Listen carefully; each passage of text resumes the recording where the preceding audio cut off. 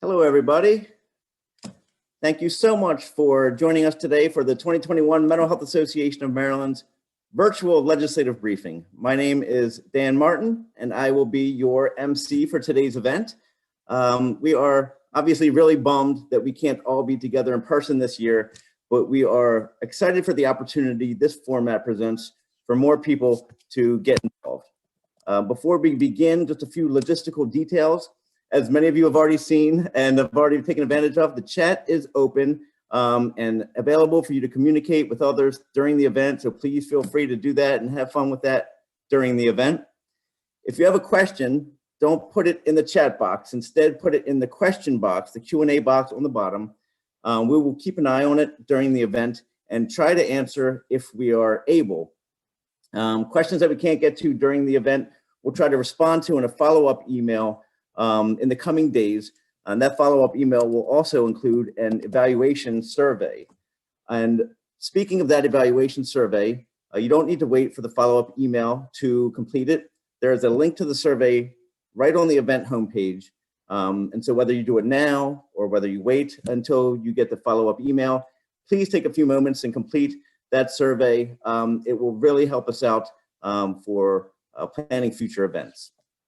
And while you're on the event homepage, please take a moment to look around. We have a lot of information on there. You can view the full agenda, download the program, see our sponsors, access bill information and other resources, and you can help us congratulate today's awardees using our kudos board. So please go ahead and do that.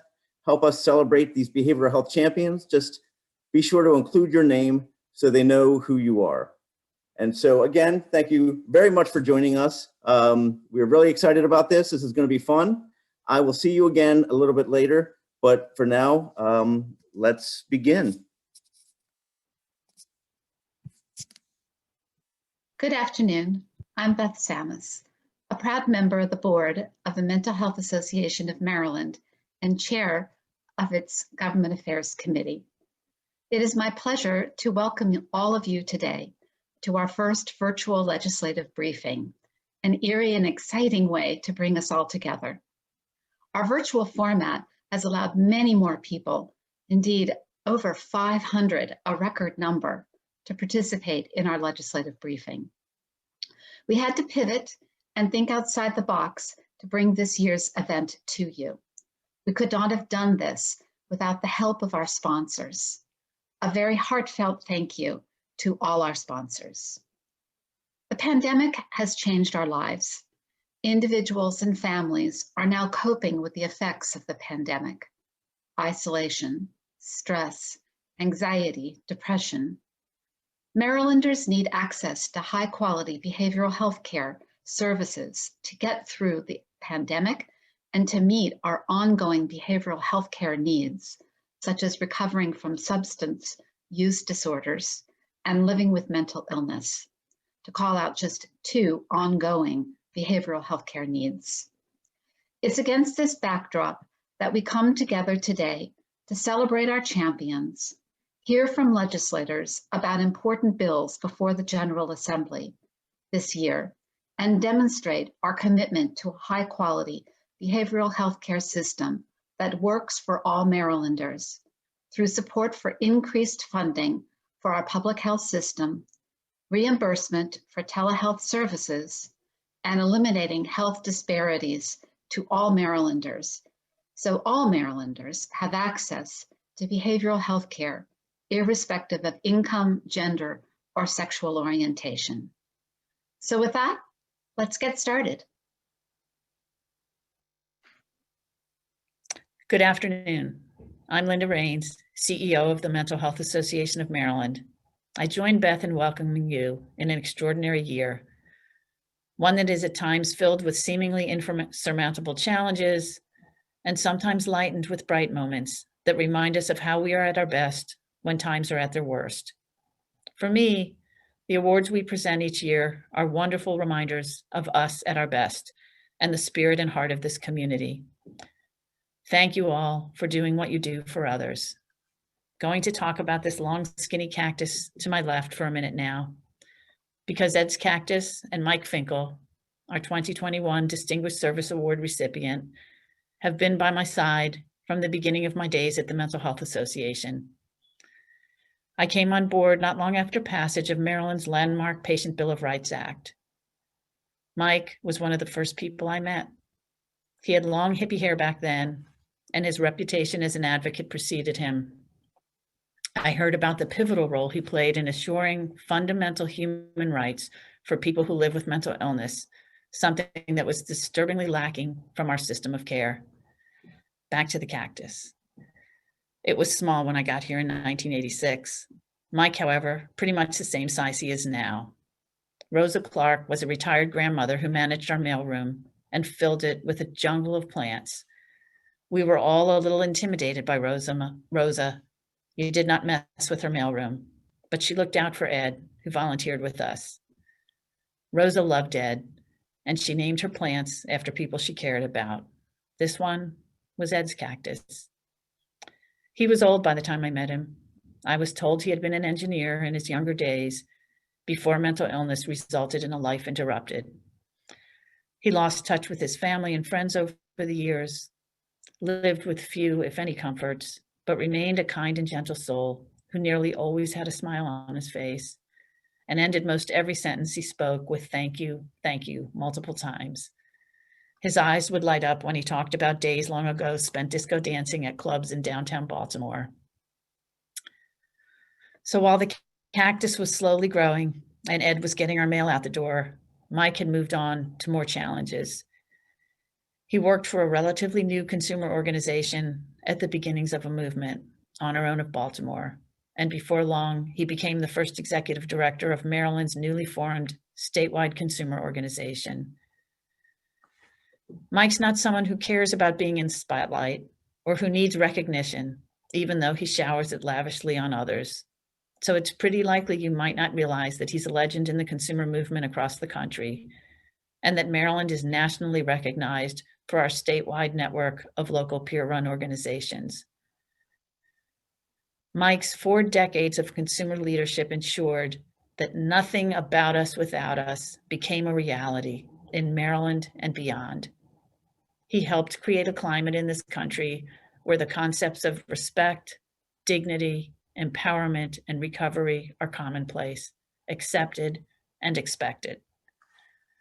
On Our Own held the first statewide conference for mental health consumers in the nation in 1982, the first national consumer conference in 1985.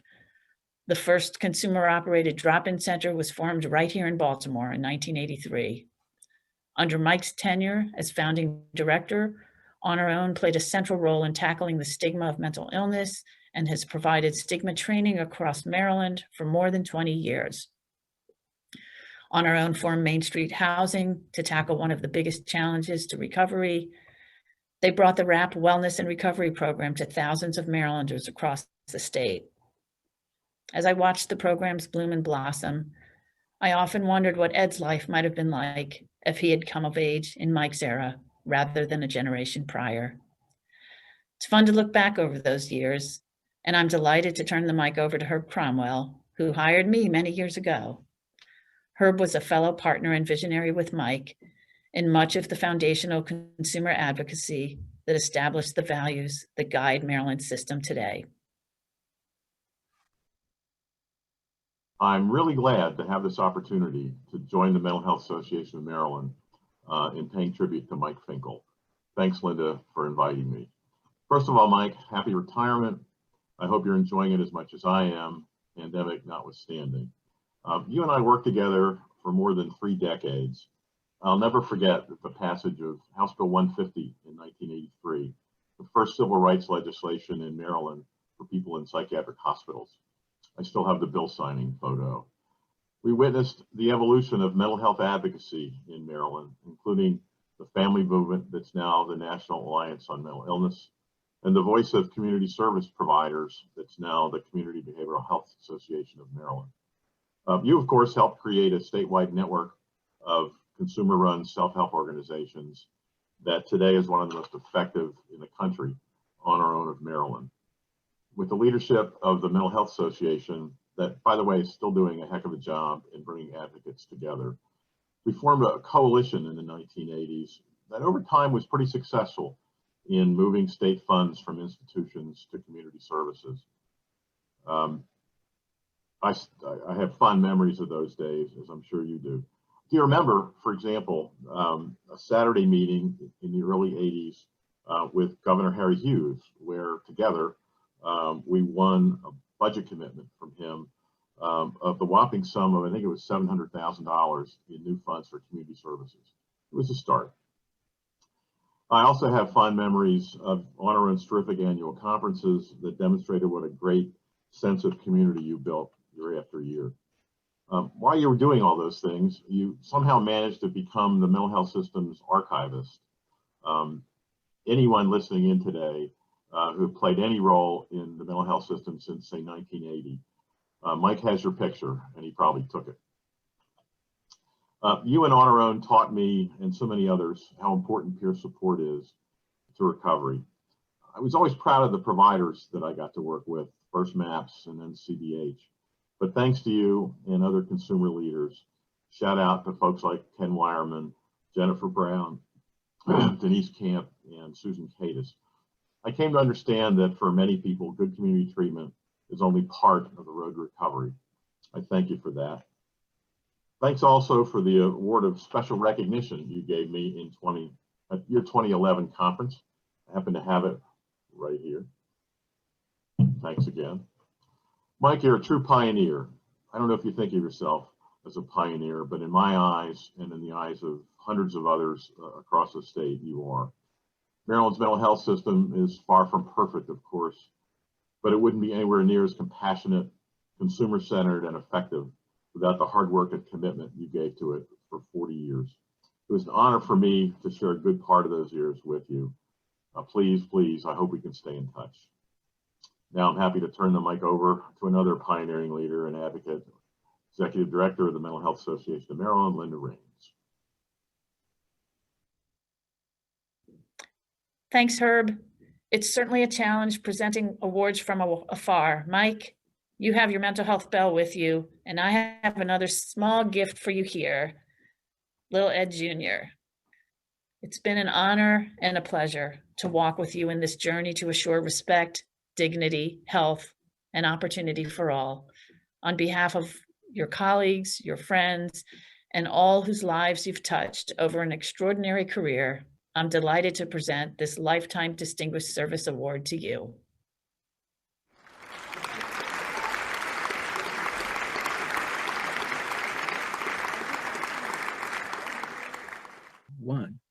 I want to thank Linda Raines and the Board of the Mental Health Association of Maryland for this wonderful award. The 2021 Distinguished Service Award is really one of the highlights of my life, and here it is. I already got it. That's wonderful. I first got involved in mental health advocacy in 1981. That's when I met Herb Cromwell in Annapolis. I was testifying on a bill dealing with housing and support issues. I also met Terry Bohr, who was with the Mental Health Association of Maryland, and they recruited me to work on a patient's rights bill, which Herb talked about, which was passed in 1983, House Bill 150. We also had patient's rights bills the following years in 84, 85, and 86 that we worked on. It was a coalition of citizens with long-term mental illnesses, which was NAMI Maryland and Mental Health Association of Maryland, Honor Rone of Maryland, and the Maryland Association of Psychiatric Support Services, which is now known as the Community Behavioral Health Association. So during those times of working with Honor Rone in 82 and 83, we were able to get funding to put on a statewide consumer conference in 82, which Honor Rone did, and I was involved with that. Then the following year, Honor Rone opened a drop-in center, which I was hired to assist with and become the associate director of. And one of my jobs was to help consumers in other parts of the state organize their own self-help groups, which was Montgomery County, PG County, Howard County, Anne Arundel County. Today, Honor Rone of Maryland has over 23 affiliated peer-run wellness and recovery centers as part of their network. It's a fantastic organization. They have wonderful conferences every year, usually in June, usually in Ocean City. Of course, with the pandemic, that's been canceled for now.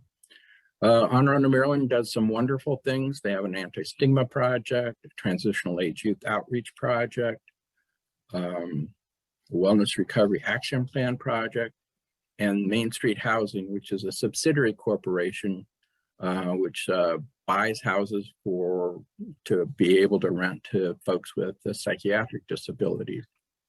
So shout outs to Jennifer Brown with the Anti-Stigma Project, Ken Wireman with Main Street Housing, Denise Camp with the Wellness Recovery Action Plan, and Rowan Powell with the Transitional Age Youth Outreach Project. I retired at the end of 2020, and Katie Rouse has taken my place as the executive director. Katie, many of you know Katie. She used to work for the Mental Health Association of Maryland with their consumer quality team. So one of the things we're very proud of is that Honor Under Maryland in 2001 hosted the first ever national conference on discrimination and stigma for the United States. It was funded by SAMHSA, the Substance Abuse and Mental Health Services Administration, and we were excited to have David Satcher, the Surgeon General of the United States, who had just issued his Surgeon General's report on mental health, as one of the keynote speakers. This really gave us national exposure. Honor Under Maryland started receiving contacts from all over the country and the world about our Stigma Project. And Jennifer Brown, who runs the Stigma Project, has done workshops in Hong Kong, and the project has done workshops in England, France, and Canada, and all over the United States. So we've done and accomplished quite a bit. And one of the things that I really learned over the years was that one person can really make a difference. And one person in Annapolis telling their stories can really change the way a bill is passed, or not passed. But telling your story is the best thing you can do in Annapolis. So I urge consumers to get involved, both at the state level and the local level, in working with the behavioral health system in your county, in your city, and helping to improve the behavioral health system throughout Maryland. Thanks again to the Mental Health Association of Maryland and their board, and a special shout out to Tim Santoni, the president of the Mental Health Association, for this wonderful award. Thank you. I sadly do not have an equally unique plant to accompany my remarks about our next honoree, but I do have another baby cactus for him if he wants one. There are actually a number of offspring here. Today, we're recognizing Larry Epp with our Paula Hamburger Child Advocacy Award, presented annually in honor of Paula, an unparalleled child advocate who inspired many who followed her groundbreaking work from the 1950s to the 1990s. Though I knew of Larry before his selection, I didn't know him personally, so I was glad to have the opportunity to enjoy a long conversation with him a few weeks ago. It was comforting to talk to Larry and learn about his life and work. A dedicated teacher and clinician, Larry has supported Maryland's children and families for nearly 3 decades, 20 of those years in school mental health. He began his career as a teacher in Philadelphia, then came to Baltimore. As he talked about his early years working in East Baltimore, his empathy and respect for the people he served shined through, as well as his horror at the living conditions they endured. We talked about the decades that have passed since, our failure as a society to redress the deep divisions and inequities of our world, and the opportunity for all of us to rise to the challenges before us today and create a more kind, compassionate, and equitable world. And in so doing, tackle some of the root causes of mental health challenges faced by far too many among us. Larry is an innovator whose eye has constantly been focused on the result of his efforts. Shannon Hall will be joining me in just a minute to say more about the lasting impact of his leadership on outcome measurement of child and family services. Larry's lasting programmatic accomplishments are many. 7 years of advocacy to build better crisis services for youth in Baltimore County, leading the Linkages to Learning program in Montgomery County, and then bringing the program to Prince George's County youth. 14 years as director of school mental health services for family services and the Shepherd Pratt Health System. He didn't mention this, but when I later read his bio, I learned that while pursuing his doctorate in counseling, he was mentored by one of the founders of cross-cultural counseling, Dr. Clement von Trost, who was inspired by a chance encounter many years ago with the philosopher Jean-Paul Sartre. Dr. von Trost believed that culture and race can be transcended if counselors work on seeing each client's humanity, take into account the inequities of society, and embrace our similarities rather than our differences. Clearly, these early learnings and his later collaboration with Dr. von Trost have informed the leader, public servant, and human being Larry is, and resulted in that welcoming feeling that you get when you talk to him. I cannot recall a single time I've had the same immediate reaction from so many people when talking to them about Larry. Great guy, so deserving, nicest man I've ever met. And it's not just the words, it's the heartfelt way they are said. And I felt the same way after just one brief conversation with him. So my favorite accomplishment of Larry's is this: inspiring so many with his example, his leadership, and his compassion for others. I'd now like to invite Shannon Hall, Executive Director of the Community Behavioral Health Association, who strongly advocated for Larry to receive this award, to join me in honoring him. Hello, I'm Shannon Hall, Executive Director of the Community Behavioral Health Association of Maryland. I'm here tonight to explain why Larry Epp is getting the Paula Hamburger Child Advocacy Award. If effective advocacy is the fine line of finding a balance between being a visionary and being a pain in the ass, Larry Epp has perfected the art. No. Can't say that. Okay. Scratch. Let's start over again. Let me begin by defining the Cohen's effect size statistic, known as the severity adjusted effect size. This statistic helps us measure difference in diagnosis, symptom severity at intake, and other variables. It helps us apply statistical principles to No, all right, too wonky. Nobody likes wonk. Okay, starting over. Here's the deal. CBH and its members are doing something important and exciting. A group of our members have agreed to standardize and report on outcomes across their clinical programs, using the same assessments on the same population with the same frequency, sitting around the same table, learning on the data together. 10 agencies, almost 800 therapists, reporting on therapy outcomes for thousands of Maryland residents once implementation is fully scaled up. This effort builds on a previous 5-year project, so we already have results and lessons learned about what a project like this can achieve. Our earlier work taught us 3 important lessons. Number 1, therapists who care about outcomes are more effective at moving them in the right direction. There's a large and clinically meaningful relationship between the clinicians who look at the results and the ones highly rated. Number 2, effective therapy outcomes can meet or beat evidence-based practice or high-quality clinical trial performance. This kind of work can identify the therapists and the agencies with a Cohen's effect size statistic of 0.8 or better. For the non-statisticians among you, let me translate. We know which therapists can improve their results and outcomes to equal or better than some of the best available practices. We don't need to settle for the stale bread of process measures or questionable science when we have the real deal right here. Number 3, what's measured is what moves. Our earlier work demonstrated that when we track patient outcomes and therapeutic alliance, we can improve outcomes. The simple fact of doing the work lifts the quality of the work. So where does Larry Epp fit in all this? Larry is the head chef in the kitchen that pulled this project together.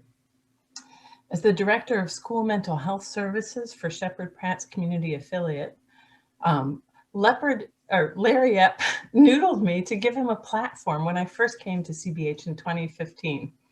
He used that platform to recruit a couple key agencies to initial project, all tracking outcomes together.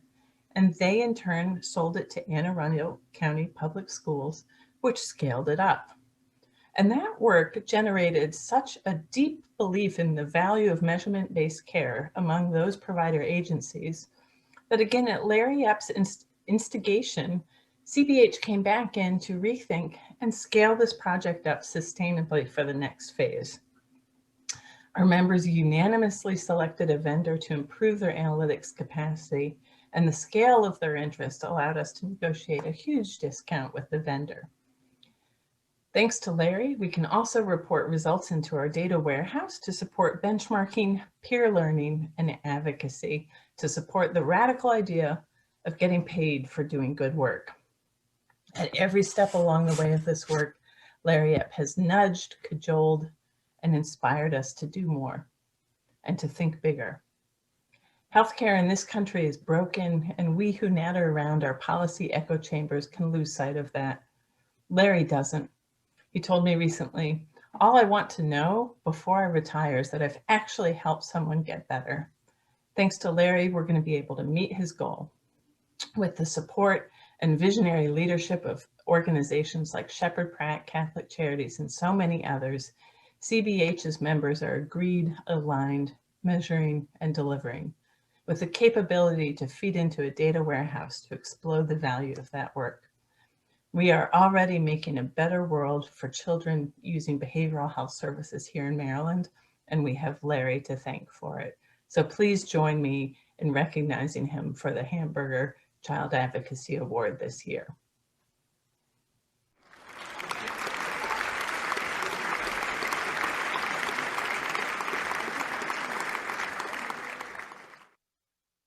I want to thank the Mental Health Association of Maryland, particularly Linda Raines and Shannon Hall of the Community Behavioral Health Association for this tremendous honor. Thank you for recognizing my advocacy for outcome-informed care in the public behavioral health system. After Shannon's lovely introduction, you might think that I'm going to talk about effect sizes and statistical variables, but what I want to really talk from is the heart about why I got involved in mental health services and why I want to see that kids really get well in our public mental health system. It started in the 1990s when I was a mental health therapist in the East Baltimore Mental Health Partnership. And I wondered why we allowed our children to live in decrepit, boarded up row houses. I wondered why we had let Baltimore's homicide rate reach such grim proportions and then be glamorized on TV shows like The Wire and Homicide: Life on the Streets, and why we had let our social safety net languish so many broken lives could have been saved. And over that decade, we were investing so much money in wars in Afghanistan and Iraq, and we were finding from researchers at Johns Hopkins like Dr. Panjamit Joshi that our children in Baltimore were being exposed to as much violence and trauma as those children in a war zone, and yet we didn't see any kind of mobilization of effort to invest more money in their well-being. I know we cannot change the past, but I believe we can learn from it. I believe our society is changing and we were seeing value in every human life, especially those Black and brown lives that we have so long forgotten and neglected. I believe that eliminating psychological trauma and violence and healing what we cannot eliminate with mental health services is how we're going to end the achievement gap in Maryland. And the efforts of the Community Behavioral Health Association to measure those mental health outcomes are going to be the yardstick by which we're going to discover our success. Hi, everyone. My name is Dan Martin, and I am the Senior Director of Public Policy here at the Mental Health Association of Maryland. and I have the distinct honor today of presenting our next award, the Legislator of the Year Award, to the Senator from District 47 in Prince George's County, Senator Malcolm Augustine. Senator Augustine is being recognized as Legislator of the Year for his leadership in passage of two critically important bills in 2020, bills that were priorities for the Mental Health Association of Maryland and the Maryland Behavioral Health Coalition, which will help to increase access to mental health and substance use disorder services across the state. As the lead sponsor of Senate Bill 305, Senator Augustine led the effort to establish a centralized technical assistance center to help support expansion of crisis intervention team programming across Maryland. For those of you who may be unfamiliar, CIT is a law enforcement-led team-based intervention designed to divert individuals experiencing a behavioral health crisis away from the criminal justice system and into treatment. And this goes far beyond training. CIT really is a partnership between local law enforcement, behavioral health professionals, and the advocacy community, and has been shown to decrease lethal encounters, improve outcomes, and increase safety for all involved. And while we've made a lot of progress over the years in Maryland to expand access to CIT across the state, there's still so much more that we can do. And this Center of Excellence will really take us to the next level toward our ultimate goal of ensuring 24/7 round-the-clock CIT coverage in jurisdictions across the state. But Senator Augustine didn't stop there. He also spearheaded legislation in 2020 requiring greater parity compliance reporting for Maryland health insurers. This new law is going to give us the data and the information necessary to address challenges facing commercially insured Marylanders when attempting to access mental health and substance use services. And so, like I said, it is my honor to present this award to Senator Augustine, who in just his third year in the Maryland General Assembly has already proven himself to be a real champion for behavioral health. And he shows no signs of letting up, already making a bid for Legislator of the Year next year by introducing legislation this session to improve and extend funding for the Maryland Behavioral Health Crisis Response Grant Program, to preserve critical telehealth service capacity, specifically for mental health and substance use services, and to prevent and address adverse childhood experiences, or ACEs. And so without further ado, please join me in welcoming and congratulating the Mental Health Association of Maryland's Legislator of the Year, Senator Malcolm Augustine.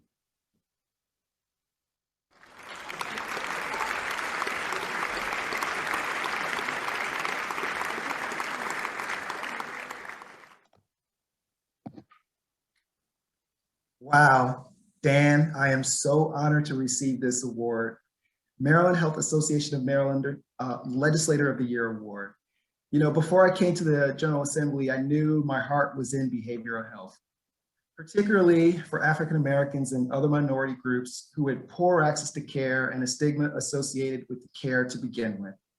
My heart was and remains in the right place, seeking better behavioral health outcomes for all Marylanders.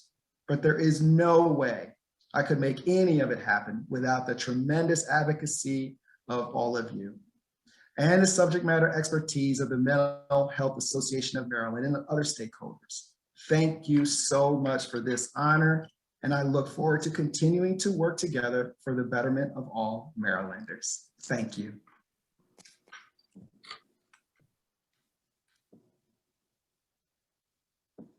Right. Well, wonderful. Well, again, really excited to be able to honor all three of this year's awardees. Again, please join me in virtually congratulating all three of our 2021 champions of today. And as I said before, please help us congratulate them by going and using the kudos boards on the event website. Just go to the awardees. You can find the kudos boards, click on the plus sign, and you can add the comments and help us celebrate, you know, their receipt of these awards. But just be sure to put your name so they know it's from you.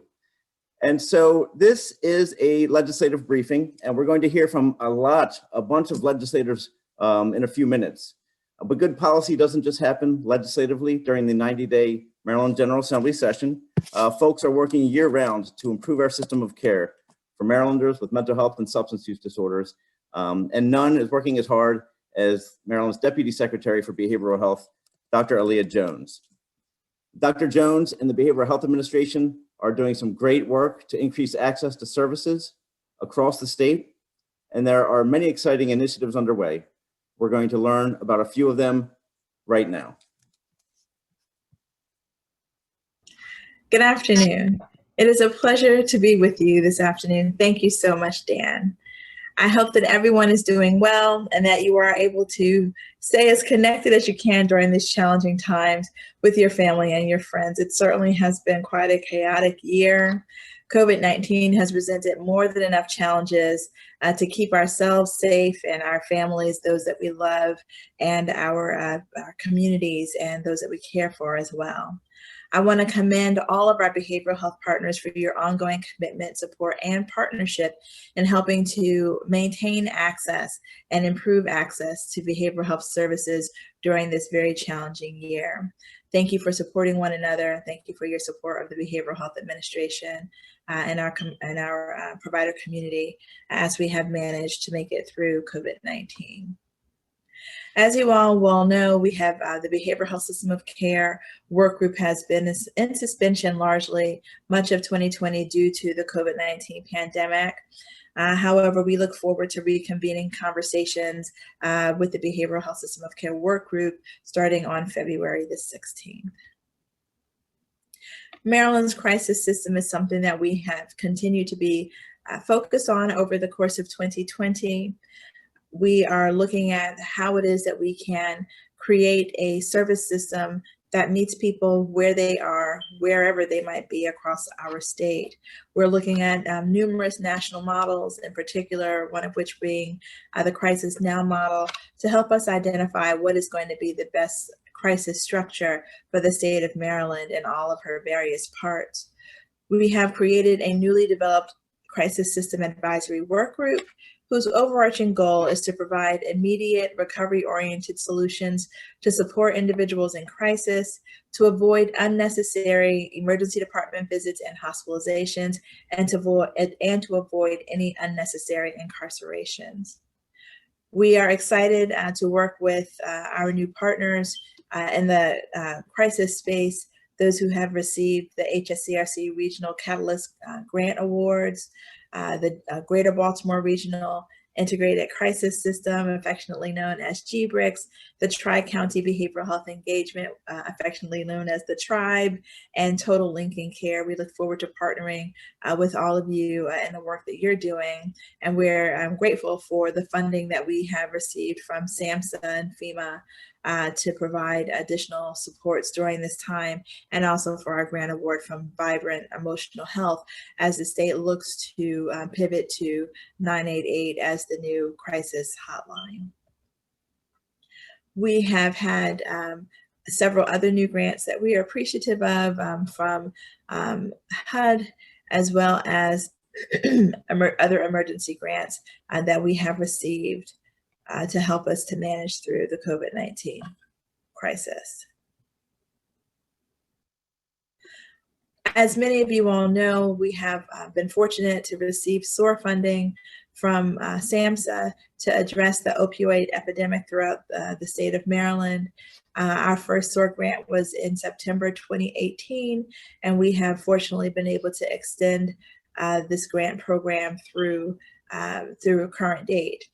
Some noteworthy statistics, we've served over 80,000 individuals through our treatment, prevention, and recovery services, with over 2,800 individuals receiving evidence-based treatment through medication-assisted treatment.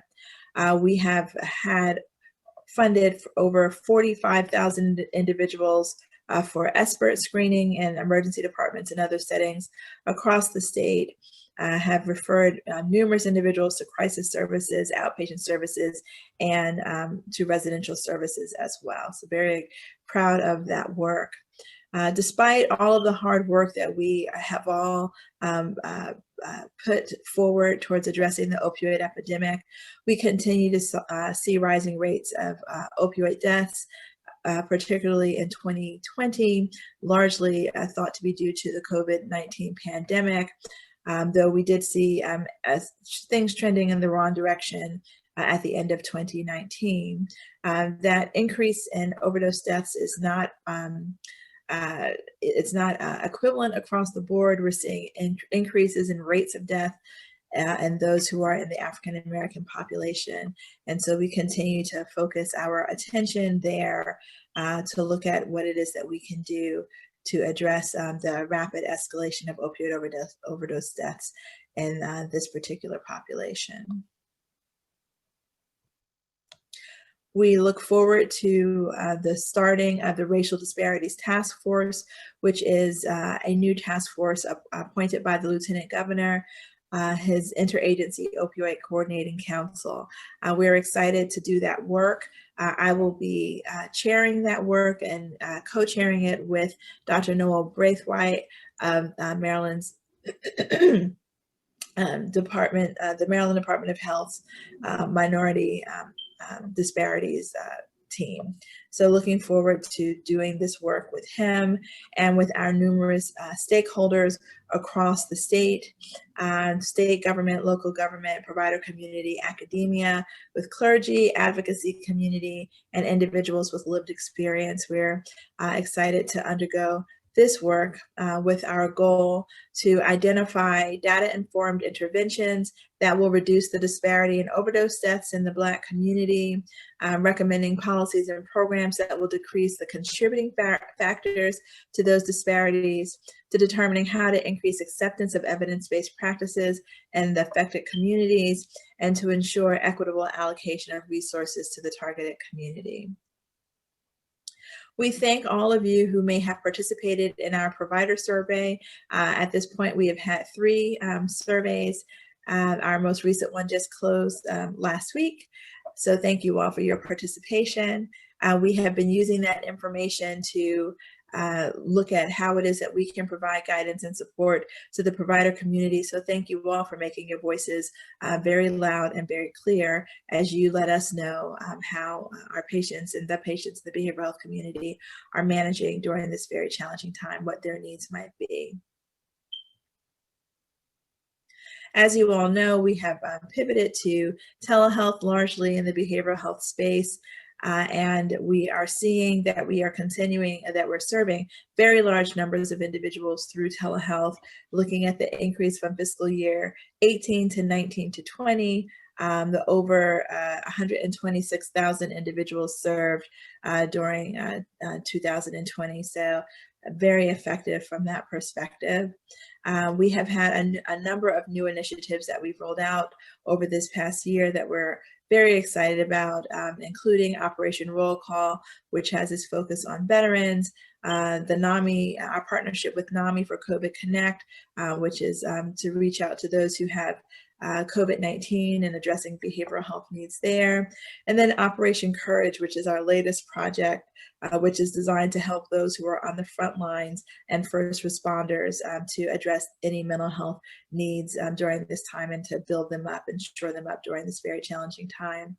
And of course, we are grateful for our partnership with the Mental Health Association of Maryland and the Maryland Coalition of Families for the Children's Mental Health Matters campaign. So we are grateful for these opportunities to partner with all of you as together we work to build and support the mental health of those in the state of Maryland. And 2 final projects that I'll mention are the MD Mind Health texting platform that I would encourage you to sign up for if you haven't already signed up for it. It's a wonderful resource that I even use myself. And it just reminds me to slow down and to pay a little bit more attention to myself, take care of myself during this very challenging time. And it's important that you all are doing the same. These are unusual times and we have to do things that under normal circumstances we might not prioritize, which includes taking better care of ourselves. In addition to that, we're very excited about the work that we've done through the Maryland Institute for Emergency Medical Services Systems for those who work in nursing homes and other congregate environments, helping them to manage all of the stress that they have been facing since the COVID pandemic began. And so with that, I just want to thank you again for this opportunity to provide a quick overview of some of the efforts that we have been engaged in to continue our collaborative effort of building community wellness and resiliency. I know that together we will continue to be responsive to the needs of our communities and provide pathways for resiliency, wellness, and success. Thank you so much.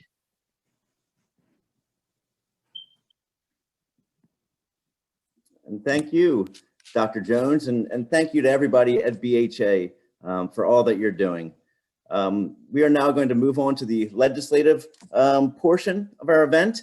And the question that we're trying to answer today is, as Maryland continues working to address the death and disruption caused by the coronavirus, how do we grapple with a corresponding increase in pandemic-related mental health and substance use disorders? The coronavirus has left us facing the worst behavioral health crisis of our lifetime. Up to 40% of Marylanders have reported feeling anxious or depressed as a result of the coronavirus. State crisis hotlines are receiving a startling increase in calls from people at risk for suicide, and drug and alcohol-related deaths are skyrocketing. And like COVID-19, as mentioned by Dr. Jones, this parallel pandemic is not affecting us all equally. Black and brown Marylanders, older adults, lower socioeconomic groups of all races and ethnicities, and the healthcare workers are bearing the brunt of this behavioral health crisis. Meeting the challenges ahead will require a comprehensive strategy, smart investment, and an effective use of resources. But most of all, it will require unity and commitment from all of Maryland's behavioral health community. And so thank you again for joining us today and for fighting with us. And we are happy to have the support of many legislative champions in this fight. But first and foremost, it's going to be critical to ensure that our public behavioral health system is fully funded and resourced. And that's why we're so happy to have our first legislative speaker fighting with us in Annapolis. He is the chair of the Senate Budget and Taxation Committee. He was the lead sponsor of the Behavioral Health Coalition's landmark Keep the Door Open Act a few years ago. Please join me in welcoming Senator Guy Gizoni.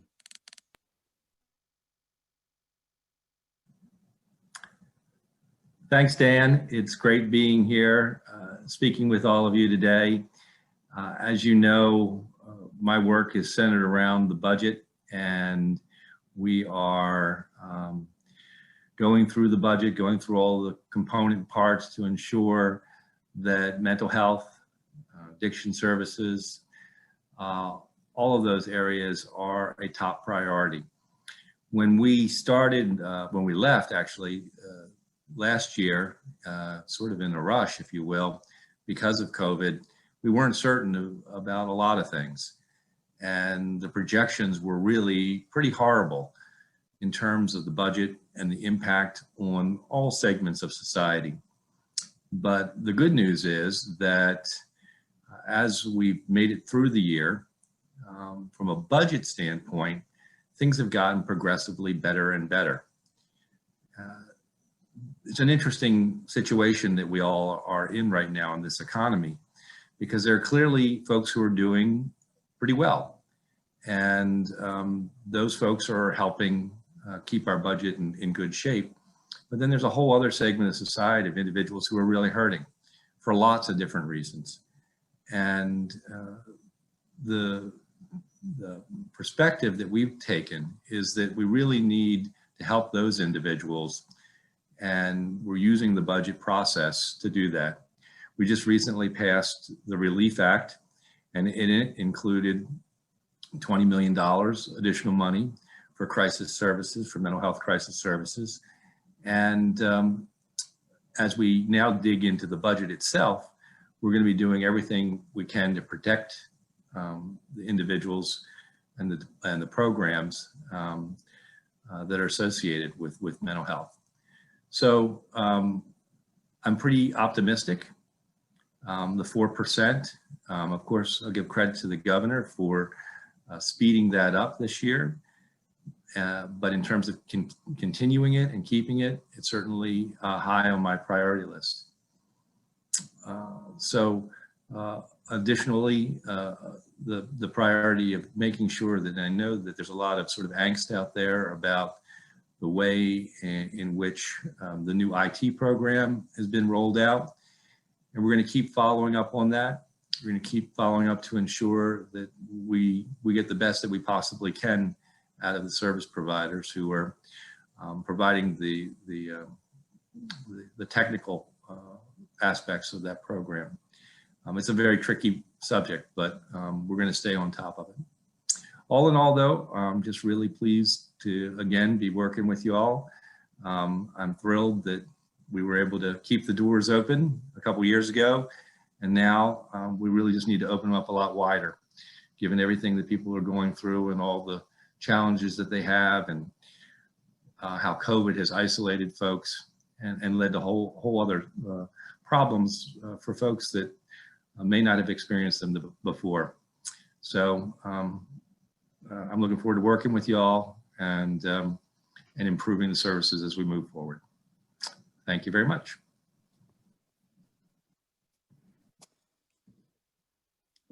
Thank you, Senator Gizoni, again, for all you do. We're looking forward to working with you too. Moving on, as I mentioned earlier, the current behavioral health crisis is not affecting us all equally. Black and brown Marylanders have less access to behavioral health services than white Marylanders. They're less likely to receive needed care, and they are more likely to receive poor quality care when they are treated. The CDC has reported a much higher suicide risk among racial and ethnic minority groups, a fact that has been demonstrated by a recent report from Johns Hopkins Medicine, showing that suicides actually went down for the white population during the pandemic, but at the same time doubled among Black Marylanders during that period. This disparity extends to overdose fatalities too. These deaths actually decreased among white Marylanders by over 10% during the first 6 months of 2020 as compared to a year earlier. But at the same time, substance use deaths increased 35% among Black and brown Marylanders during the same period. It's for these reasons that health equity is a really big focus this year for Mental Health Association of Maryland and for our coalition partners. And that's why we're happy to support the efforts of our next round of speakers. So please join me in welcoming Delegate Jocelyn Pena-Melnick, Delegate Sandy Rosenberg, and our first speaker, Senator Mary Washington. Good afternoon. I'm State Senator Mary Washington, and I'm here to first thank the Mental Health Association of Maryland for what you're doing to advocate for better behavioral and mental health in Maryland for over 100 years. I share your mission and your value that every person has a right to respect, dignity, and the opportunity to achieve their full potential, free from stigma and prejudice. Thank you more specifically for your support of Senate Bill 52. The Maryland Commission on Health Equity. It's also known as the Shirley Nathan Pulliam Health Equity Act of 2021. It's a step in the right direction to ensure that Marylanders have access to high quality behavioral and mental health care. We do this by addressing and naming racial injustice and health disparity issues, many of which have worsened due to COVID-19 crisis. COVID-19 has laid bare enormous racial inequities and their impact on our health of minorities, not just in Maryland, but throughout our country. As you know, Maryland, like the rest of this country, has long failed to address racism and its many detrimental effects. Racism is firmly and deeply rooted in America, from slavery to Jim Crow, to the war on drugs, to the inequity in our funding of our public schools and our healthcare system and the delivery of the COVID vaccine. Racism is the root cause of persistent discrimination in many areas, including but not limited to housing, education, employment, criminal justice, family stability, economic opportunity, and as we know, access to healthcare. More than 100 studies have linked racism to worse health outcomes. For Black and brown people, for Native Americans, they have significantly greater risk and many more severe conditions, including heart disease, strokes, cancer, infant mortality, and mental and behavioral health issues, and access as well. Racism is a public health crisis. As a state, our policy must acknowledge that fact. SB 52 creates a state-designated data exchange and coordination within the Maryland Healthcare Commission to begin tackling this issue. The commission members will include multiple officials from Maryland state government, including some senators and House members. The commission will meet no less than 4 times per year.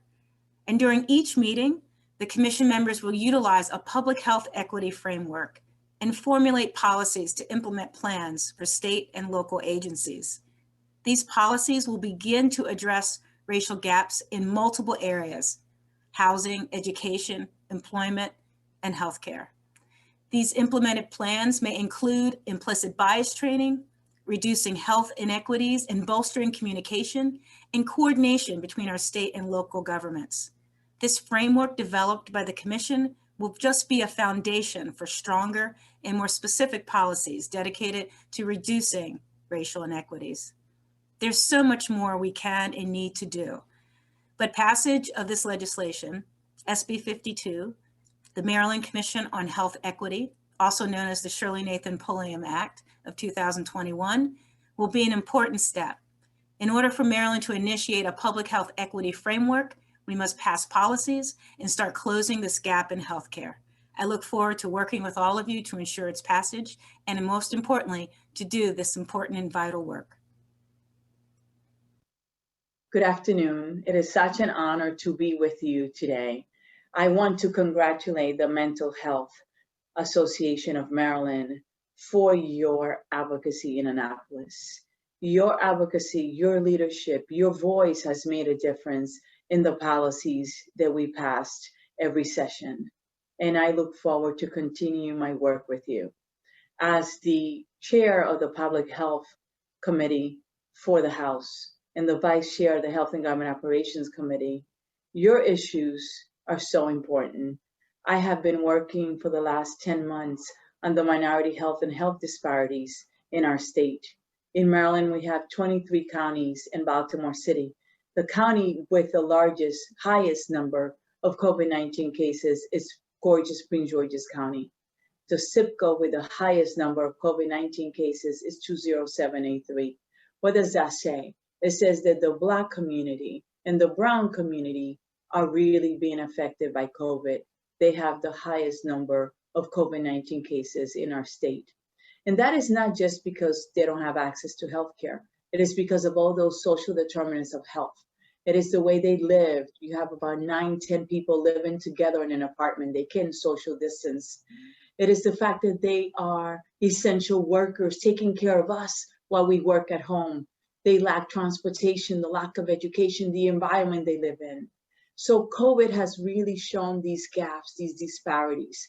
So I am focusing on with the Black Caucus, and this is an issue actually that it is the priority for our wonderful Speaker of the House, Speaker Adrian Jones. Her priority, the Black agenda, this bill, House Bill 28, which requires implicit bias training for all healthcare providers in the state of Maryland. So if you are a healthcare provider, you will be required to take an implicit bias training. This bill also requires the Office of Minority Health and Health Disparities to report health data that includes racial and ethnic information no less than every 6 months. Furthermore, the bill also increases the funding for the Office of Minority Health and Health Disparities. So it is really important that we pass it. Another bill that is really important for our communities of color to be able to close those gaps is House Bill 309, which actually requires the Maryland Office of Maryland Health and Health Disparities to collaborate, to work closely together with the Maryland Healthcare Commission to develop and publish a report card of health-related racial and ethnic data, which is so important. That report card would include the racial and ethnic composition of all individuals who hold a license, a certain license or certificate. It's not only limited to physicians in Maryland. We need that information. We need the diversity. So this session, we are very much committed to passing these bills and to make sure that we close that gap. And I want to thank you for your support, because you have supported these bills and they will make a difference in our communities. Thank you so much for the work you do, and it is a pleasure being with you today. Hi, I'm Sandy Rosenberg. Glad to be with my friends from the Mental Health Association to talk about the bill I'm working on this year with you to reduce the costs of medical records. One would think, or coming there as a legislator without direct experience, this is an insignificant problem. But I can now see, having worked with Dan Martin and others on this bill, that the costs can mount up and become burdensome for a family already in the midst of dealing with an illness that creates all kinds of other problems.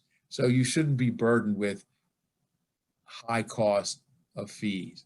What this bill does is say that preparing and handling a medical record, that cost cannot exceed 50 cents for each page, or a flat fee of $5, whichever is greater. Then in addition, the bill provides that if a fee is charged under this law, the healthcare provider must provide the person or the authorized person for that individual who's handling the legal and medical and, the legal and financial aspects, must be provided with an itemized bill of the charges assessed for the copied medical records. Might seem small, but I'm sure it can add up. That's why I'm proud to be working with each and every one of you to enact this legislation, House Bill 849, at this year's General Assembly session. I look forward to working with you on a successful effort. Thank you.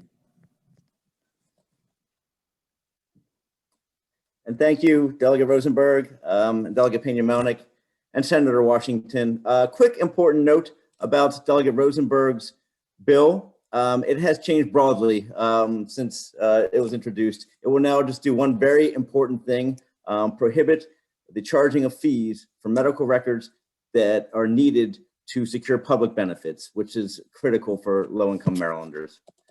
I also want to thank Senator Melanie Griffith, who is the Senate sponsor of the legislation that Delegate Pena-Melnick discussed. And moving on, we'll get to the kind of the telehealth portion of our event. The expanded use of telehealth has been a critical component in Maryland's effort to mitigate the spread of the coronavirus. Increased flexibility around the delivery of telehealth has protected providers and patients from exposure to the coronavirus. It's ensured continuity of care for Marylanders unable to access in-person services, and it has broadly increased overall access to care. The service expansion has become a vital part of Maryland's continuum of care, and it must be preserved. This is another big focus for Mental Health Association of Maryland and our coalition partners this year. And we're honored to have the support of champions like our next speakers, Delegate Ariana Kelly and Delegate Heather Bagnall. We're going to hear first from Delegate Bagnall. Thank you, Dan, for that kind introduction and for all you do advocating for greater access to mental health resources. You know, when I ran for office, I didn't know that my focus would become so laser pointed on expanding behavioral health access. And I certainly didn't anticipate we would be addressing access issues in a pandemic. But sometimes with great challenges come great discoveries. I learned that, like so many others, I could use my experience with family and friends experiencing mental health issues to destigmatize behavioral health care and to work to close the access issues so many have experienced. And we learned that when it comes to telehealth, not only was it an effective delivery method during the pandemic, but it turns out to be a preferred method for many Marylanders, removing barriers to care. In 2020, we passed emergency legislation to expand telehealth and learned that even as we saw the use of telehealth reduce following the April peak, the use of telehealth for behavioral health services remained relatively consistent and accounted for around 44% of overall utilization. We spend a lot of time in our committee working not only to address access and network adequacy issues, but also equity. In the last few days, we've had multiple bills that address the inequity created when we put those on medical assistance at a disadvantage to those with private health insurance. that these disparities make it harder for those who are already financially challenged trying to get equal healthcare services. You know, that's why I was so incredibly honored to sponsor with my Senate colleague, Senator Malcolm Augustine, HB 551, SB 393, Maryland Medical Assistance Program and Health Insurance, coverage and reimbursement for telehealth services. This bill will allow patients to receive care in their homes and in the location of their choice with appropriate privacy protections while removing additional barriers like transportation and childcare costs. It will allow patients to receive services via audio only to address not only the digital and tech divide, but also acknowledging that for many Marylanders, that is their preferred delivery method. It will authorize professionals who deliver care and support services for substance use disorder and mental health program locations to deliver those services via telehealth. And it creates equity reimbursements. So we are not minimizing or devaluing any chosen delivery method for service, ensuring consumer choice. The impact of COVID-19 on Marylanders with behavioral health needs will extend long after the pandemic, and we don't want to offer services just to take them away again.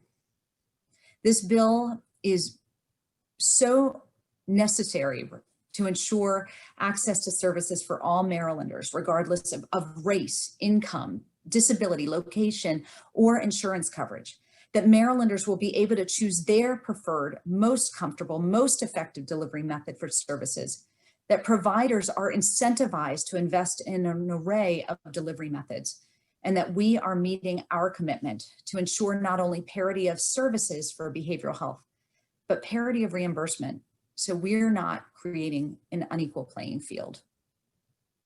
Thank you so much for this opportunity. And I am so very honored to do this work. Hi, I'm Delegate Ariana Kelly, and I'm here today to talk to you about House Bill 191, which is Senate Bill 56. A few years back in 2018 and then 2019, the House and the Senate passed legislation that allowed psychiatrists and then psychiatric nurse practitioners to provide specialized mental health treatment to vulnerable groups via telehealth. This specialized treatment is referred to as ACT, Assertive Community Treatment. And it's a treatment program that uses a team approach to serve some of those with the most challenging needs, often individuals who don't access services with a traditional facility setting. Many of them are people experiencing homelessness or people with comorbidities and substance use disorders. In 2019, I passed the legislation adding psychiatric nurse practitioners to the list of providers who can treat and prescribe via telehealth if they're participating in an ACT treatment program. Before these bills passed, treatment of individuals really forced the ACT team prescribers to spend hours driving around trying to locate the individuals that they were trying to serve. And this really further exacerbated the difficulties that ACT teams had in recruiting staff to these types of community-based programs. So we passed these bills in order to address the shortage of behavioral health providers and to ensure that treatment for this very vulnerable and hard to treat group was available. But these bills passed before COVID, when telehealth was not as widely used in healthcare. And so we included a sunset provision in the bills, which would take effect in September of 2021. That means that the bills would no longer continue on unless we changed the law. So House Bill 191 removes that sunset provision and makes these provisions permanent. As you all know, telehealth is a critical part of our healthcare delivery system, both during this public health crisis, but also it will continue to be critical even after the health crisis is over. House Bill 191 and Senate Bill 56 guarantee that some of our most at-risk individuals can continue to receive services via telehealth. We had great early hearings for these bills, and I expect they will have passed both chambers of the House by the time you see this video.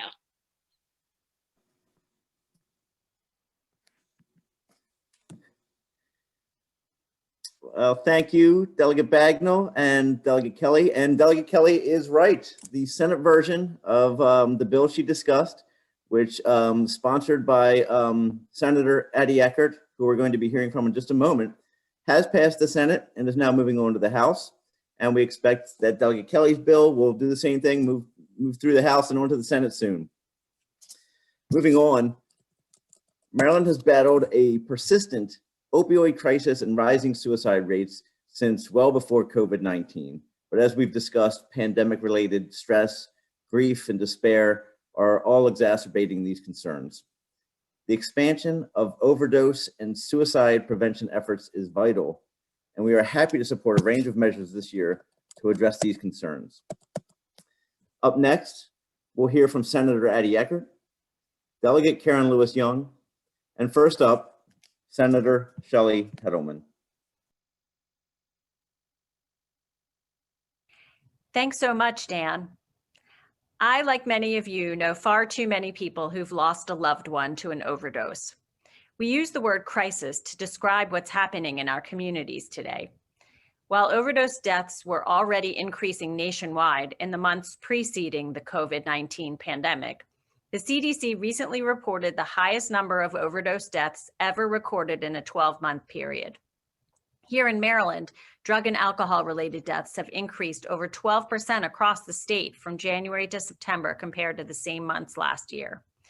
And almost 2,000 fatalities were linked to opioids, a 14.5% jump from the same time a year earlier. We also know that fentanyl, a synthetic opioid 50 to 100 times more potent than heroin, factored into over 90% of opioid-related deaths. Last year here in Maryland, our budget directed more than $700 million to this crisis. And this year, those who battle substance abuse are also faced with social isolation, disruptions of support, impeded access to care, and economic distress. Experts fear the continued climb in overdose deaths as this crisis rages on. What we have done and what we're doing is just not enough. We need to use all available tools, and ones that are evidence-based and have been known to work, employing a multifaceted, multi-pronged approach that will save lives. The Maryland General Assembly is doing very important work. We're broadening access to treatment, reining in the provision of prescription opioids, launching educational programs in our schools, expanding naloxone access, as well as medication-assisted treatment. But we could be doing more, and that's what this bill will enable us to do. The bill isn't a mandate, it's not a directive.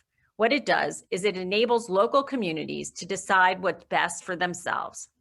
Under this bill, if a community organization, a hospital, a local health department, a federal qualified healthcare center, or a substance use treatment center, for example, wanted to offer an overdose prevention site, an OPS, they would work with their local health department, apply for approval to the Department of Health, and get permission to operate. The bill calls for a pilot program of 2 urban, 2 suburban, and 2 rural sites. Substance users would be permitted to come to the sites with their own pre-obtained substances and use under the careful supervision of healthcare professionals. A variety of services would also be offered at these sites: wound care, substance use disorder education, reproductive care, HIV testing, and the like. There are over 12 countries that host over 150 overdose prevention sites around the world. In the 17-year history of one of these sites, Insight in Vancouver, there have been 0 overdose deaths, and crime in a 5-mile radius around the OPS has been reduced at a substantially higher rate than in other parts of the city. They have overseen 3.6 million injections without a death, and overdoses in the surrounding neighborhoods have also declined. Similar programs worldwide have experienced similar results. What saves lives should be driving our policy decisions. What is evidence-based and has proven to be effective in decreasing substance abuse should be driving our policy decisions. What we are doing just isn't enough. What we must consider in light of the devastating and added impacts of the pandemic is a new but data-driven approach. Please reach out to your legislators, join us, and the experts in the field of substance use and harm reduction. Overdose prevention sites aren't a panacea, but they're another very important tool that will help us address this critical crisis that continues to take so many lives. I urge you to reach out to your local legislators and ask for their support of Senate Bill 279. Thanks so much.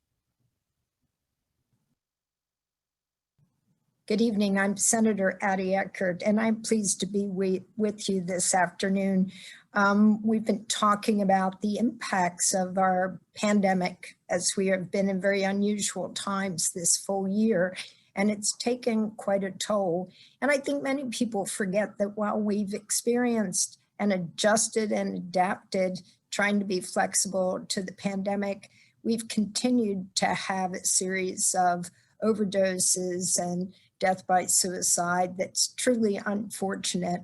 And we've been concerned with the increasing depression and anxiety as a result of a lot of the isolation and implications of COVID, that we are able to learn as much as we can about overdose, suicide, fatalities, and learn from the experience, unfortunate experience of many of our citizens, and then be able to institute measures that would alter that or give us more clues and information to move forward. So I've introduced Senate Bill 168, which is Public Health Maryland Suicide Fatality Review Committee. It's kind of patterned on an infant mortality review board that we've had in place for a long, long time. But we think this is truly a response to the mental health and suicide crisis in our state, both of which, as I've said, have been exacerbated by the COVID-19 pandemic. We've already identified suicide as a very serious problem in our state, and in 2009, the Governor's Commission on Suicide Prevention was established. The Commission's preamble identifies suicide as the 11th leading cause of death in Maryland, and this bill is an extension of the Commission's effort to be able to prevent death by suicide.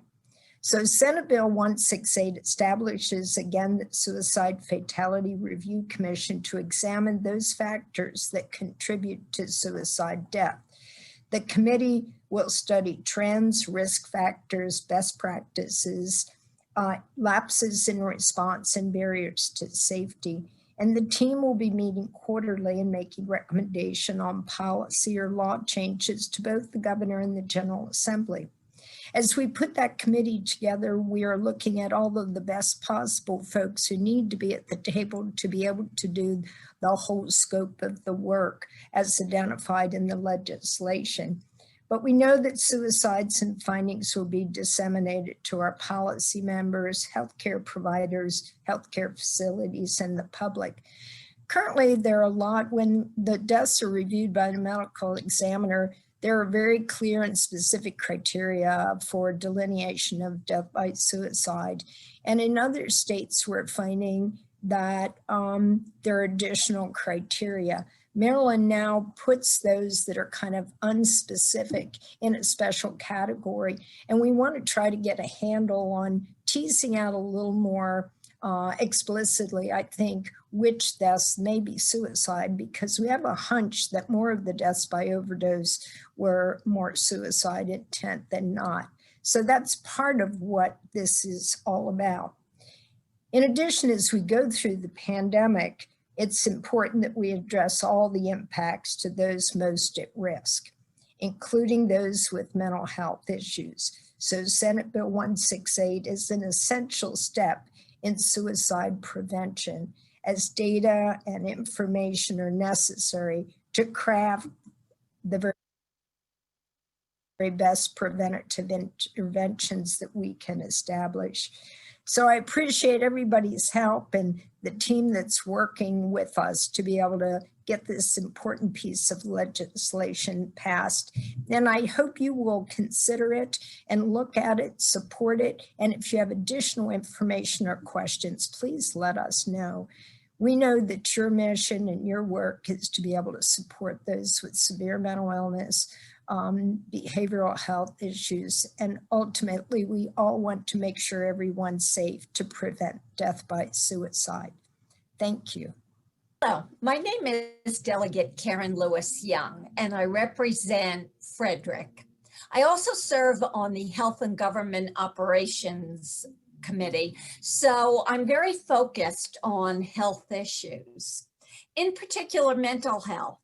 One day last summer, I received an email from a young woman, a student, who had been struggling with depression and anxiety herself, and that led her to do a study of suicide and a nationwide search of the kind of legislation that was available to take preventative measures. Well, I started up a discourse with her, and as a result of those conversations, we have this bill that's going to be presented on February 9th in the Health and Government Operations Committee. Now, the bill has been heavily amended since I initially submitted it. It tried to do a lot, and that's not always realistic. Sometimes you have to start out in manageable steps. So rather than tell you what it won't do anymore, I'm going to tell you what it will do. What it will do is require insurance providers to pay for a portion of the counseling that they didn't pay for before, because it was found that a lot of people don't go to counseling because of the financial burden. And when you think about some of the main reasons that can contribute to suicide, it's financial challenges. The other major thing this bill does is train law enforcement to better deal with suicide in a more compassionate way, to reduce aggressive efforts unless the individual is posing a clear harm. And it requires that law enforcement has access to suicide counseling experts to help them walk through very challenging situations. This bill is important at any time, in particular now when so many Americans are suffering from mental illness.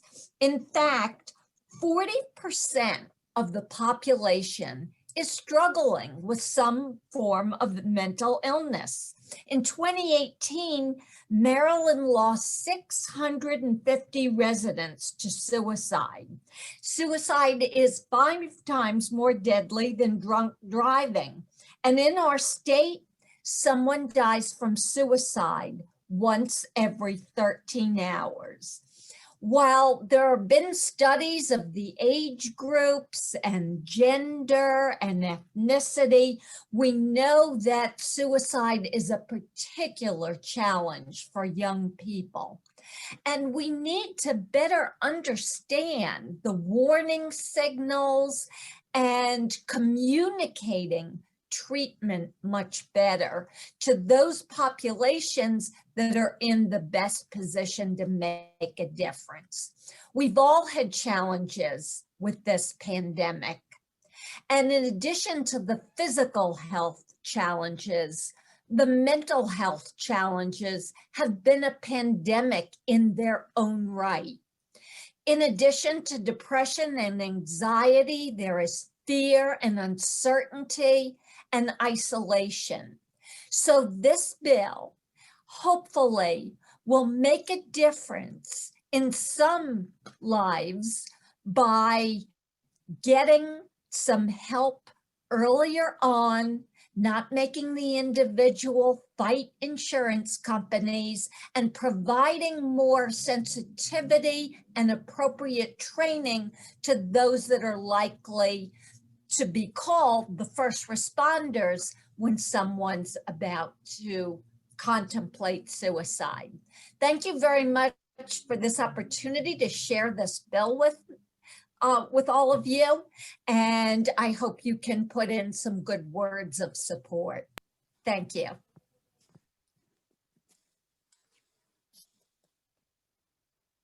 Thank you, Delegate Young, and thank you, Senator Eckert and Senator Hedelman. I would be remiss if I didn't also thank the cross-file sponsors of the bills that were just discussed, Delegate Pena-Melnick, Delegate Lisa Belcastro, and Senator Ron Young.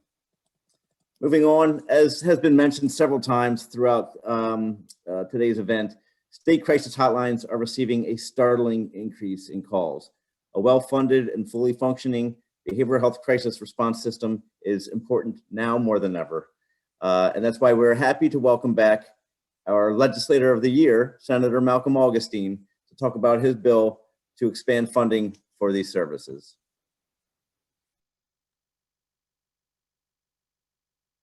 Thanks, Dan, for handing me the mic.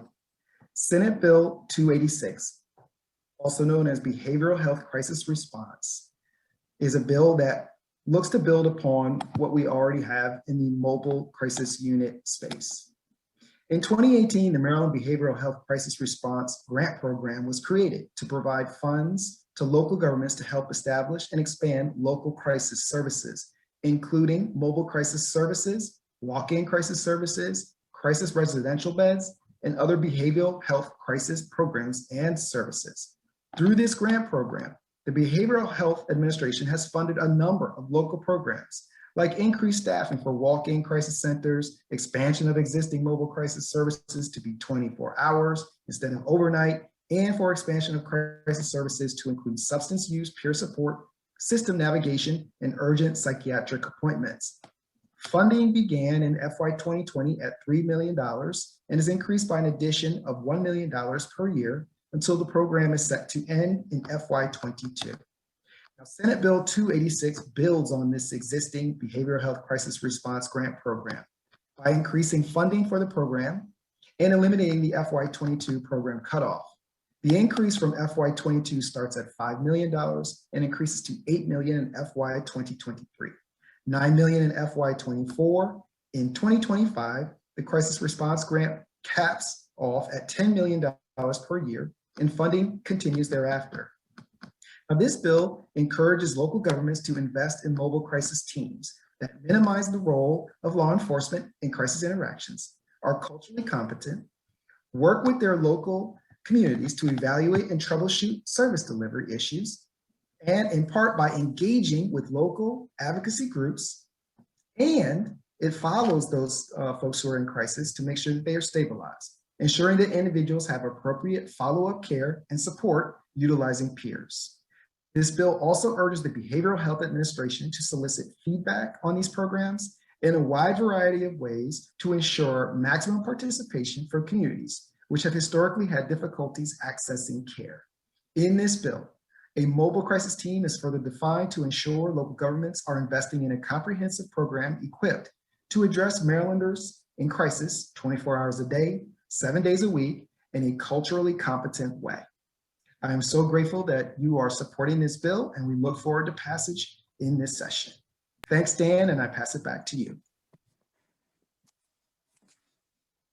Thank you, Senator Augustine, and thank you to Delegate Lorig Charkoudian, who is sponsoring the House version of that important bill. We're now going to hear from a few different legislators about some bills important to support Maryland children and families this year. Most young Marylanders have been spared from the physical symptoms of the coronavirus, but they have not been spared from the loneliness, depression, and anxiety that accompanies a prolonged state of isolation from friends and teachers and support networks.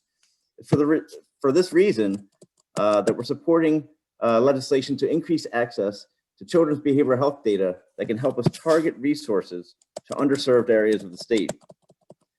We're also supporting efforts to improve the economic and financial stability of Maryland families, which experts consider a primary way of preventing adverse childhood experiences, or ACEs.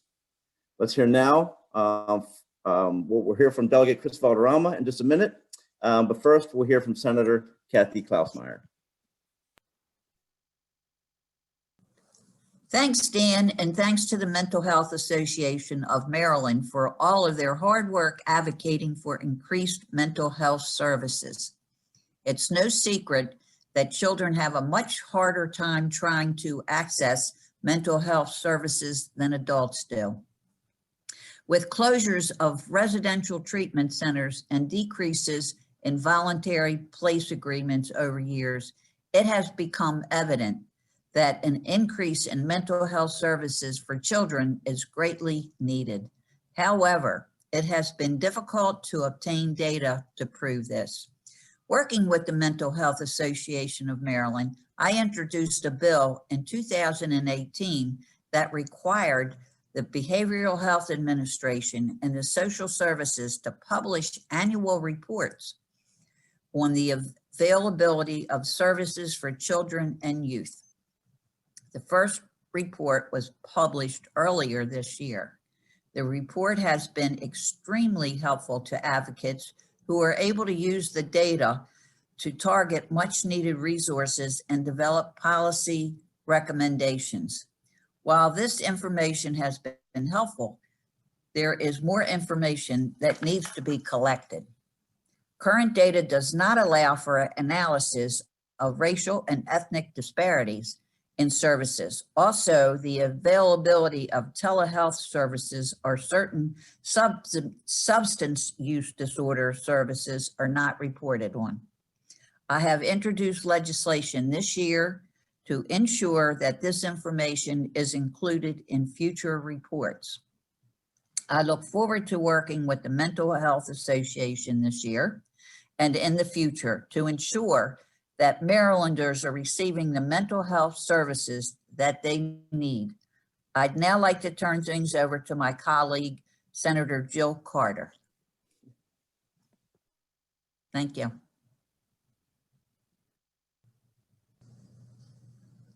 Good afternoon.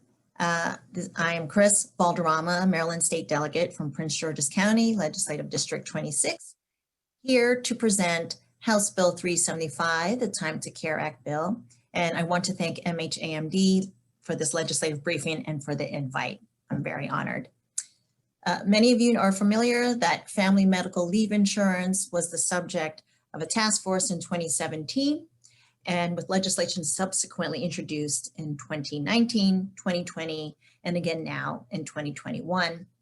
The essence of this bill is that for a relatively small amount of money, employers, employees, and some self-employed individuals can obtain insurance that will provide a partial wage replacement for Marylanders who need time away from the workplace because of their own serious illness, birth, or adoption of a child, or to care for a close relative.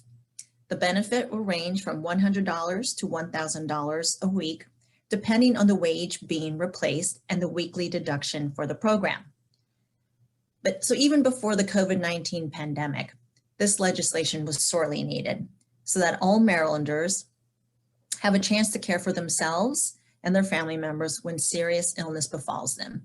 And we all know someone who needs to have paid family medical leave, be they family, friends, neighbors, organization members, because regardless of our circumstance in life, the rain falls on all of our heads and sometimes storms. Now that Maryland, the US, and the world has been upended by the COVID-19 global pandemic, the need is more urgent. Because of COVID-19, millions have faced job loss or reduction in hours, and some of us were more fortunate than others and kept our jobs and paychecks. But even among those who continue to work, the burden of COVID-19 has not been shared equally. And many of us are able to work from home using Zoom or other technology.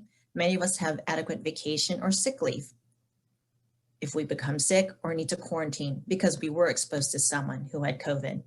Yet frontline workers, those who provided vital services, hospital workers, grocery clerks, daycare providers, and the like, are unequally exposed to the COVID-19 virus. And many, if not most of these workers, are people of color, both Black and brown.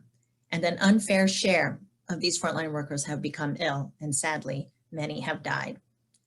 These same workers are also among the lowest paid workers in our economy and the least likely to have adequate sick or vacation leave benefits to fall back on. And for them, a case of COVID-19 or exposure to a person with COVID presents an untenable choice. Show up to sick work so you can pay for your rent, your food, and other bills, or quarantine to take care of yourself, your loved ones, and the community at large. Even before COVID, the stats on family medical leave were bleak and unequal. In fact, the US is the only advanced industrialized nation without a federal law providing workers access to maternity leave, and one of only a handful of nations that doesn't offer broader family and medical leave insurance. The Family Medical Leave Act passed in '93 was indeed groundbreaking, and it was heralded as a great advance for employees of all pay grades because it guarantees workers up to 12 weeks of job protection. But the rub is, and very often misunderstood about this legislation, that the leave is unpaid. And unless you have adequate benefits or means, it is very unlikely that you can take this type of leave. So what does House Bill 375 Time to Care Act bill do? It establishes a family medical insurance plan. It's not the same as paid sick leave because it's a job benefit solely, as paid sick leave because it's not a job benefit solely provided by employer. It is an insurance plan that provides a partial wage replacement for up to 12 weeks with proper documentation by a med professional. It is a self-funded plan. No state funds are involved. Contributions will be collected starting in January of 2022, but paying out benefits not until 18 months later so that the fund remains actuarially sound. Most any employee or employer can pay is $920 at a rate for an employee making $137.70 a year or over. Those making Maryland wage will be charged $362 a week. Minimum wage employee would pay $157 per week. Again, these are not hourly payments nor daily charges, they are weekly contributions. What makes this plan affordable for an employer is that they do not have to pay wages while employees using these benefits. But to be clear, some people may never use this insurance. And what I do want to emphasize is, while we all know these are difficult times for the citizens of Maryland, we have all had to make huge sacrifices that were unimaginable a year ago. The time is now to move House Bill 375, the Time to Care Act bill. The people of our state cannot afford to wait any longer. Thank you.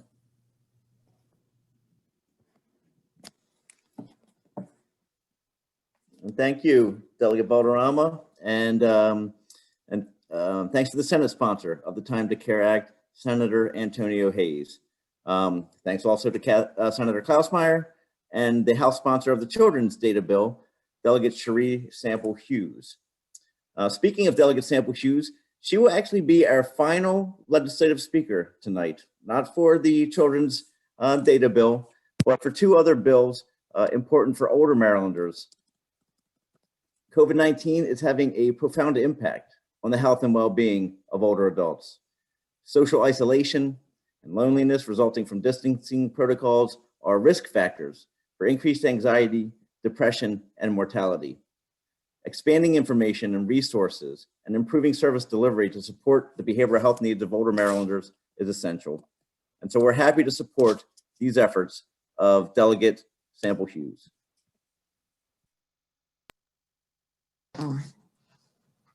Thank you so much, Dan, for that warm introduction. I am greatly appreciative of being with you today and also sharing with the Mental Health Association of Maryland. Great honor to highlight two pieces of legislation for you. I'm very humbled by having these pieces of legislation move through the Maryland House of Delegates as they are, given the fact that this is very important work and information I believe that you will find of interest today. The very first bill is House Bill 141. That bill requires that residential service agencies in the state of Maryland train their employees within 45 days into employment, or if they're existing employed by that residential service agency, on dementia. So each provider, including the supervisor, will have that training, which will be inclusive of 3 initial hours, and thereafter there will be 2 hours, whether it's in person or it could be online. But it gives them the opportunity to understand what are the needs, what are the challenges in working with persons with dementia, and being of a safety measure in the home so they can protect themselves and also protect the loved one that is being cared for. Too often people are in your home and not being properly trained, and you come to the point where you find that it is imperative that that person caring for you is properly trained. And that's what House Bill 141 does. In its present time, it has moved out of the Health and Government Operations Committee and onto the House floor. House Bill 119, which provides additional information out into the community through the Department of Health by way of outreach campaigns for Alzheimer's, dementia, and any other cognitive impairment diseases.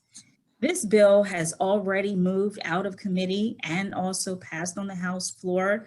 And it's with the help of you and with the help of the Virginia I. Jones Association that it makes it even more important and getting out to the community even greater and widespread. So this particular bill, I'm looking for it to be able to educate our community and to be able to make everyone aware that outreach and learning about dementia and Alzheimer's disorders is a priority in our community and throughout this entire state of Maryland. Thank you for having me today with you. I certainly appreciate it, and I wish you the best on your conference.